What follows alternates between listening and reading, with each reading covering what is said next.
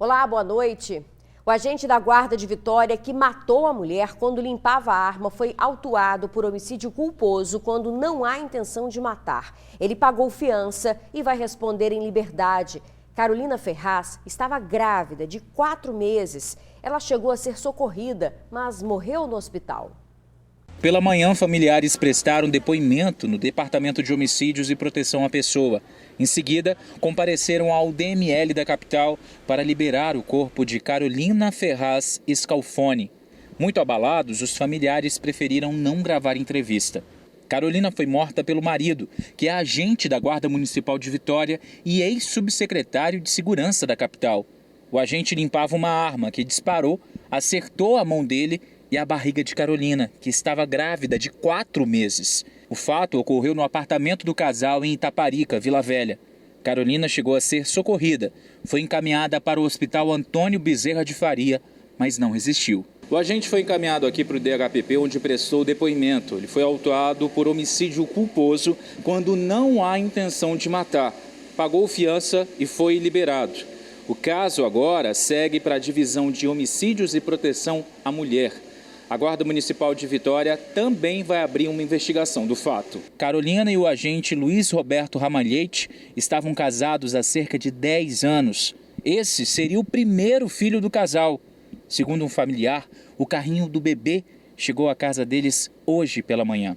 Quem conhecia o casal ficou abalado com a notícia, já que eles teriam uma boa relação. É um cara muito gente boa demais, um cara muito tranquilo, realmente de fato... Assim como eu acho que todo mundo está sem entender, de fato, o que aconteceu. Era o primeiro filho dele, ele inclusive tinha passado na minha loja semanas atrás informando isso. Ele estava muito feliz e agora acontece uma coisa dessa. Olha, gente, o sepultamento será amanhã no cemitério Parque da Paz, na Ponta da Fruta, em Vila Velha. Fuga no presídio de Xuri, em Vila Velha. Pelo menos 18 detentos conseguiram escapar. A Secretaria de Justiça do Estado afirmou que um deles foi recapturado. A fuga ocorreu no momento em que os detentos estavam no banho de sol. A Sejus também disse que o CIODES foi acionado imediatamente e as buscas estão sendo feitas na tentativa de recapturar os foragidos. A Corregedoria da Sejus acompanha o caso e vai realizar uma apuração rigorosa para investigar as circunstâncias da fuga. Um homem foi preso aqui no Espírito Santo, acusado de armazenar pornografia infantil. Foi durante uma ação da Polícia Federal que aconteceu em todo o país. A caixa de papelão parecia o esconderijo perfeito, acima de qualquer suspeita. Nela, os policiais encontraram os HDs, onde o suspeito, um homem de 35 anos, escondia os arquivos contendo pornografia infantil. Nós cumprimos 2 mandados de busca e apreensão, um na Serra e um em Vila Velha. E num desses mandados, nós prendemos um homem que tinha na casa dele, no computador dele, material sexual infantil. A ação também aconteceu em outros 20 estados do país. Foram cumpridos 8 mandados de prisão e 104 de busca e apreensão. A operação teve o objetivo de desarticular um grupo criminoso que espalhava pornografia infantil na internet. Em outra fase da ação, o principal responsável pelos sites voltados para o abuso sexual de crianças e adolescentes foi preso. Segundo a Polícia Federal, o grupo era organizado, com divisões de tarefas entre os envolvidos. A investigação teve início em 2016. Os sites eram acessados por mais de 1.800.000 pessoas em todo o mundo. Um crime gravíssimo, um crime abominável e que está sendo duramente reprimido pela Polícia Federal. Olha, o nome do preso não foi divulgado pela polícia. Depois do intenso calor, choveu forte no interior do estado. Olha só como ficou o centro de Jerônimo Monteiro, no sul capixaba. As imagens foram registradas por moradores após uma forte chuva que chegou a derrubar o muro. A água atingiu várias ruas da cidade e passou por dentro de uma casa. Os moradores chegaram a ficar com água acima do joelho. Já em Domingos Martins, na região serrana, teve chuva de granizo durante a tarde. Há um alerta, gente, de tempestade para o sul do Espírito Santo. É um aviso do Instituto Nacional de Meteorologia e vale até a meia-noite. Foram divulgadas as imagens do acidente no trevo de Paraju, em Marechal Floriano. Em Aracruz, uma mulher morreu em outro acidente de trânsito. Na rodovia S010, em Santa Cruz, Aracruz, uma motociclista morreu ao bater em um carro de passeio. A Saveiro ficou com a frente amassada. A vítima ficou caída na pista. As duas vias foram interditadas durante a tarde para o trabalho da polícia. A identificação da vítima não foi informada. Na rodovia S470, em Boa Esperança, município de Marechal Floriano, o acidente foi com um veículo de transporte de valores. O condutor perdeu o controle e caiu por 10 metros em uma ribanceira. O SAMU teve que ser acionado. Funcionários da empresa providenciaram um guincho para o veículo. Ainda na região serrana, o vídeo do acidente no trevo de Paraju, em Marechal Floriano. Nas imagens, dá para ver que o carro vermelho tenta cruzar a pista e é atingido na lateral pelo caminhão. Com o impacto, o carro rodou e foi parar do outro lado do trevo. O condutor Nivaldo José Simes, de 63 anos, morreu na hora. A esposa dele, Maria Indringer Simer, foi socorrida pelo Corpo de Bombeiros em estado grave. Esse acidente aconteceu na tarde de ontem. O caso está sendo investigado pela Delegacia de Domingos Martins. Foi preso o suspeito de roubar uma moto utilizando uma submetralhadora no norte do estado. O crime aconteceu na manhã de ontem em João Neiva. O dono da moto é abordado após sair de uma academia. O bandido chega a dar tiros para o alto. Em seguida, pega a moto e vai embora. Jefferson Belo de Jesus, de 25 anos, foi localizado pela PM no centro de Aracruz. Ele seguia com a moto em alta velocidade, acabou sofrendo acidente e precisou ser socorrido. A moto roubada foi recuperada. Jefferson é foragido do sistema penitenciário e possui diversas passagens por roubo. A polícia tenta agora localizar outros 2 bandidos que participaram do mesmo assalto.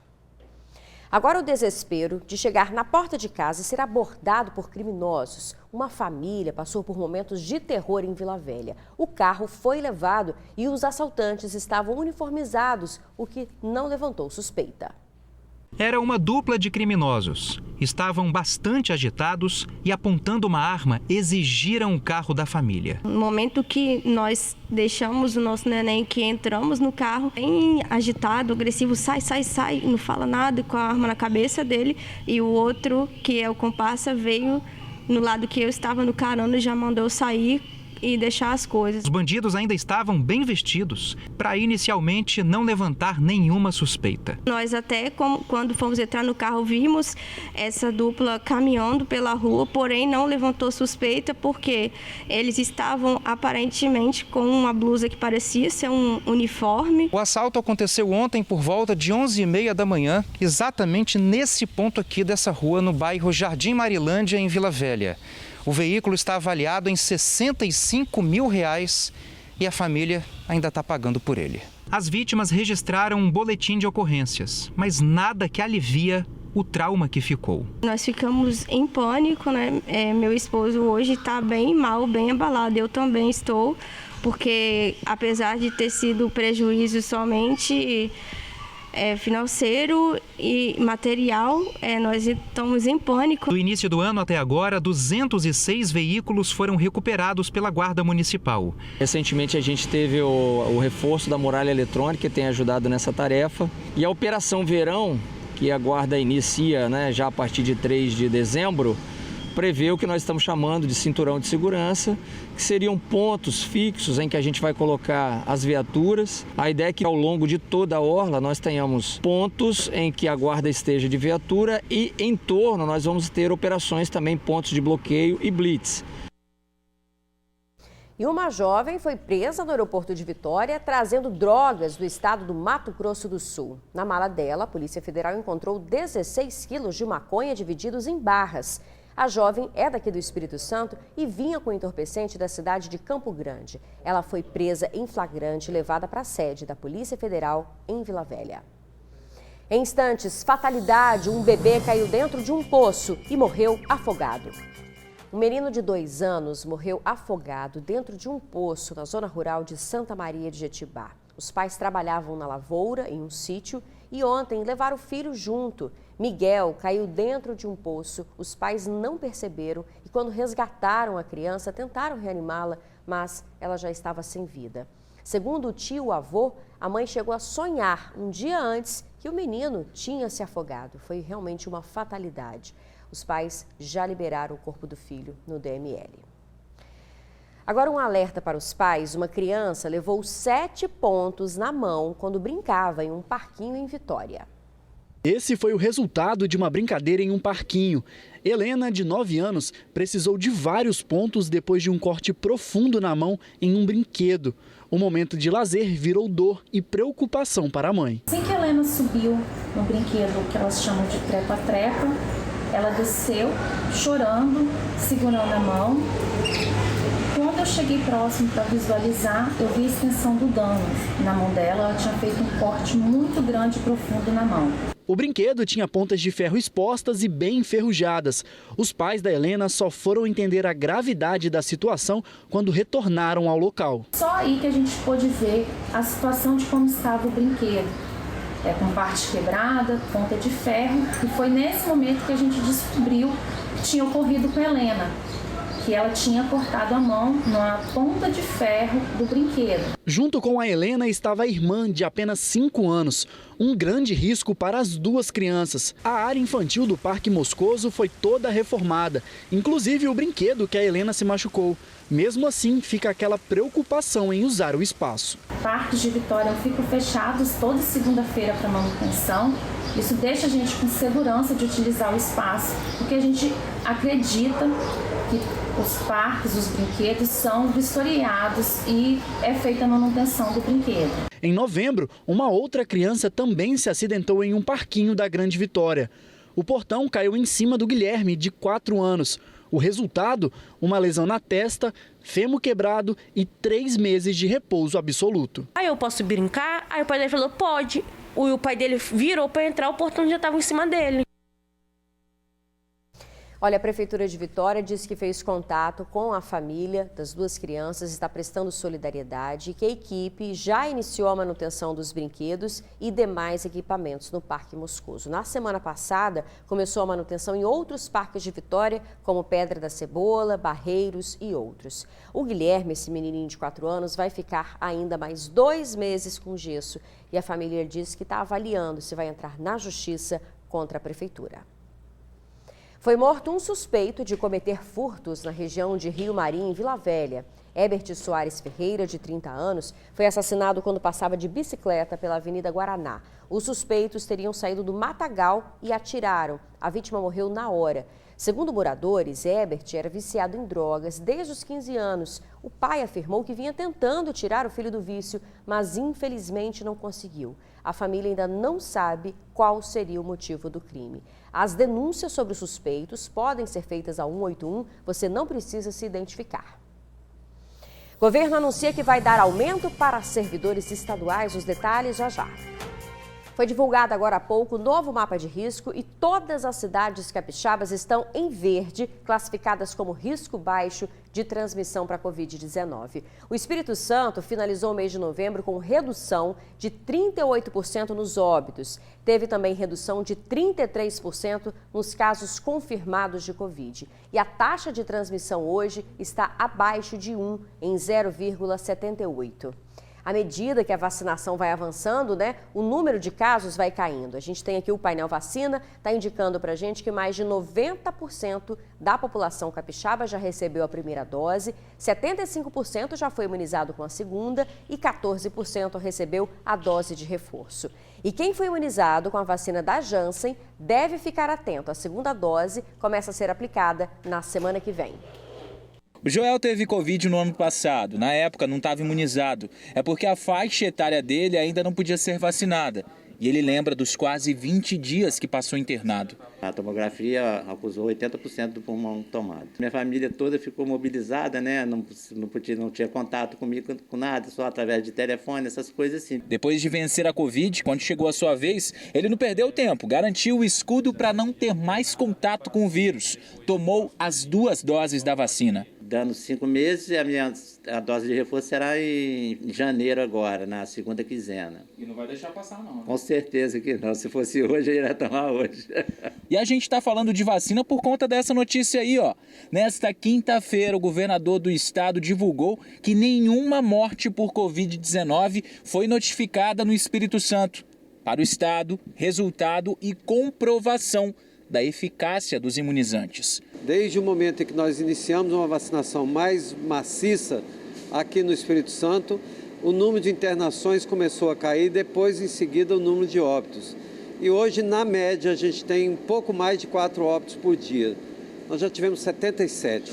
Então, isso é, sim, o resultado da vacinação aqui no Espírito Santo. Atualmente aqui no estado, mais de 330 mil pessoas ainda não completaram o esquema vacinal, por isso é muito importante essa pessoa ir ao posto de saúde, procurar a sua dose, a sua vacina. E olha só, tem novidade para quem tinha tomado a dose da Janssen, até então dose única. Agora você já pode buscar pela segunda dose, isso a partir de segunda-feira. Nós temos vacina disponível para todas as fases da vida, para adolescente, para adulto, para idoso, vacina de todas as fábricas. E agora chega, segundo o Ministério da Saúde, a primeira remessa para a gente fazer a segunda dose daqueles que tomaram a dose da Janssen neste domingo.